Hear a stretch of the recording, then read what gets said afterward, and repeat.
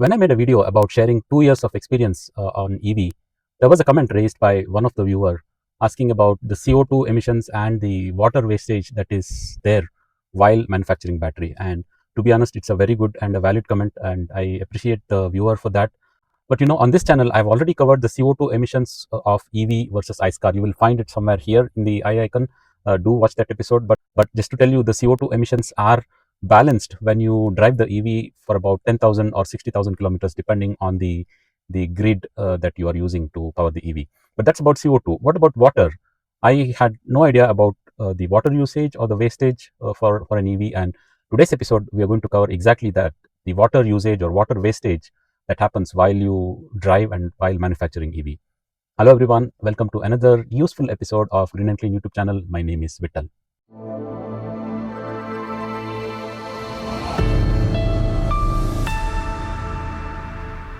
I'm not somebody who has gone onto the ground and made some sort of a research on this topic, how much water is used when making EV versus when making ICE, but I'll be using statistics and data that is available in the internet, and if possible, I will put the sources in the description section of this video. So this entire video is based on the data that I gathered. Most of the times, that is how I do my episodes. But let's get started.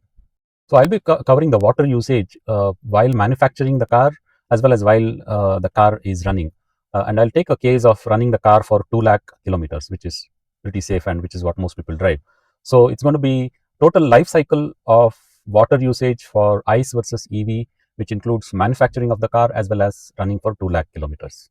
So let's look at ICE cars first. As you can see here, the manufacturing of the ICE car takes about 2 lakh liters of water, whereas running of ICE car for 2 lakh kilometers takes about 4 lakh liters of water.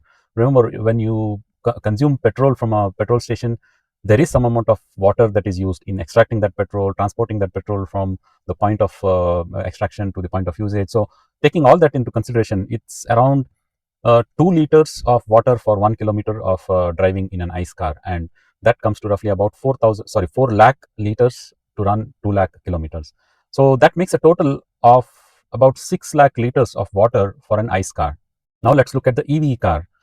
EV, as you know, has a huge battery manufacturing cost in terms of CO2 emissions as well as the water that is used. So there is something called as a brine extraction process, which takes a lot of water, and it also contaminates the water. So based on the sources that are available to manufacture an EV car, let's say for of battery capacity around 50 kilowatt hour, it takes about 5 lakh liters of water usage, including the battery manufacturing as well as the car manufacturing. So it is 2.5 times more than the ICE car. So EVs do consume a lot of water at the production point. What about running? Running also in India with today's coal mix, you are talking roughly about 15 liters of water being used to run 1 kilometer in an EV. This is derived based on how much water is needed to produce 1 kilowatt hour of power, and then divide that with the efficiency of the EV. So it roughly comes to about 15 liters of water per kilometers of running, and that makes it a total of 30 lakh liters of water to run 2 lakh kilometers in an EV. So significantly higher. It is roughly 7 to 8 times more than the ICE car. So the total EV car, the total water used in the life of an EV car from manufacturing to running 2 lakh kilometers is 35 lakh liters of water. So this is 6 times more than the ICE car. So the gentleman was right. EVs do use a whole lot of water today, and that is a fact. So truth be told, EVs consume a lot of water. If you're liking this episode and the content of this channel, please make sure you like, subscribe, and press the bell icon, because that will get you notifications faster and you'll be able to watch the episodes faster. But is it the end of the world? No. We are looking at the future, and in the future, the grid will become greener and cleaner, meaning there'll be a lot more recyclable sources which will be added to the grid. As it is in India, at rapid pace, we are adding solar and wind power.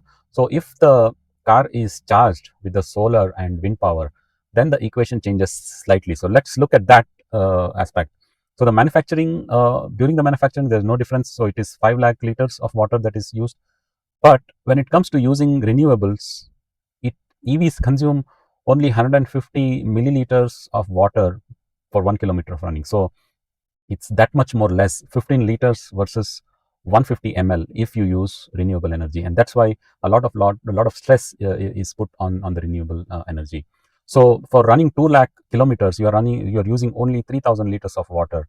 So that makes a total of 5 lakh 3,000 liters of water during the entire life cycle of an EV. So this makes it less than ICE car, or worst case at par with the ICE cars. So bottom line is, if you use renewable energy, then you can very easily offset this water usage. Let's look at different perspective. A lot of us use ACs at home, and ACs can easily consume 10 to 15 units of electricity for a night of sleep. So if you use a whole night AC, then it will take 10 to 15 units of electricity, and 1 unit of electricity takes roughly about 100 to 150 liters of water for producing the power. And if you equate that, if you compute that, every night you are wasting about 1,000 liters of water by using an AC. But nobody mentioned anything about AC being the cause for polluting water, right? And that's because EVs, for some reason, have more scrutiny, have more microscope on the EVs, where people want to show problems or issues of using EVs. But ACs, which have been used for many decades now, they are also polluting more water, or equal amount of water as EV. So that's the point I wanted to bring also in this episode.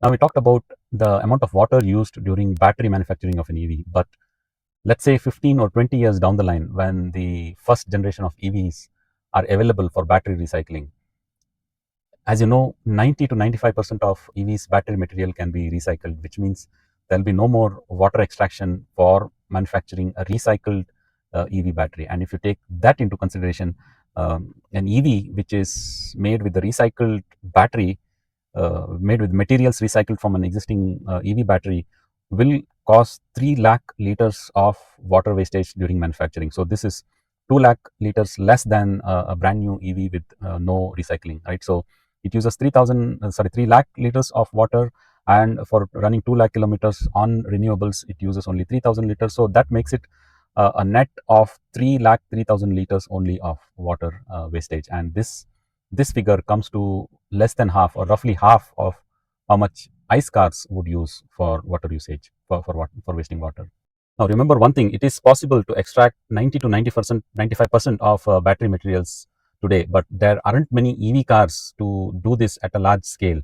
So we will have to wait for probably a decade or 15 years before this amount of massive recycling of EV batteries starts to kick in.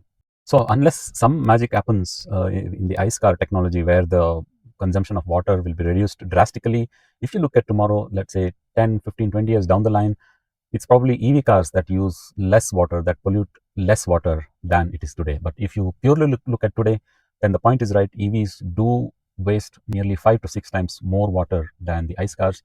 But this problem can be fixed by switching to renewables, by going for more and more recycled battery, and it will be less water that will be polluted. So that's what I wanted to bring to your notice today. Thanks a lot for watching today's episode. See you again in other episodes of GreenNClean YouTube channel.